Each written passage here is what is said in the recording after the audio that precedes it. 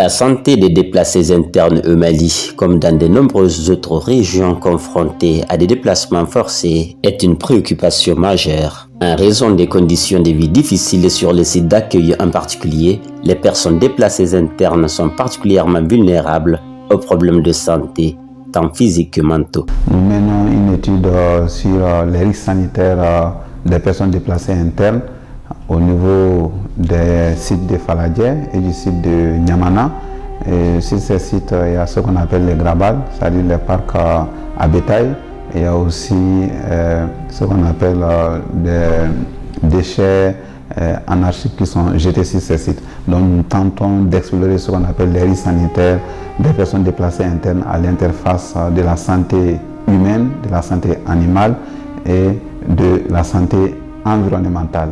En vue de faire face à cet enjeu sanitaire majeur, le Centre universitaire de recherche clinique UCRC Mali, en collaboration avec l'Institut de médecine tropicale IMT de Belgique, est monté au créneau afin d'obtenir une réponse globale et multisectorielle dans le contexte de One Health, une seule santé.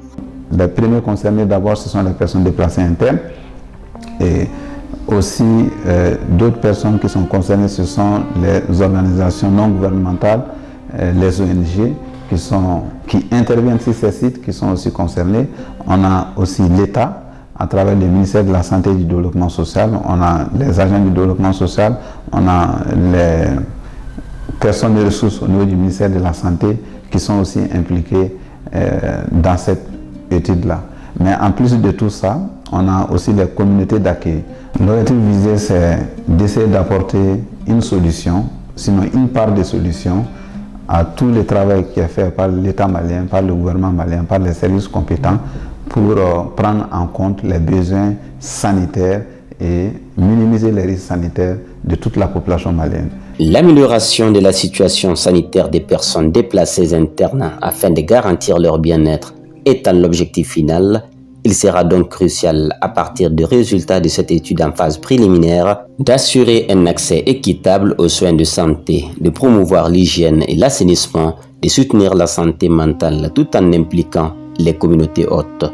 Déjà, il faut faire des études scientifiques, explorer la problématique parce qu'on n'a pas une solution qui est toute faite et qu'on peut tout de suite mettre en œuvre. Tout le monde sait que les maladies maintenant peuvent se transmettre des animaux à l'homme et de l'homme à l'animal. Ces maladies, on les appelle des maladies zoonotiques.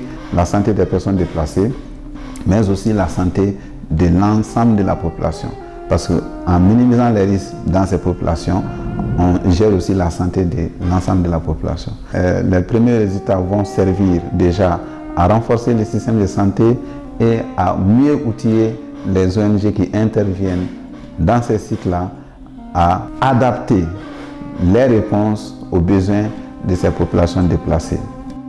Les choses qu'on a apprises sur le plan scientifique, nous allons les disséminer bientôt. Et donc, nous demandons encore un peu de temps parce que c'est de la science, on ne peut pas livrer les résultats dans la précipitation. Nous allons travailler sur les informations que nous avons pu récolter et nous allons revenir vers vous au mois de septembre avec des résultats définitifs. Restez connectés à nos réseaux pour découvrir la suite des aventures.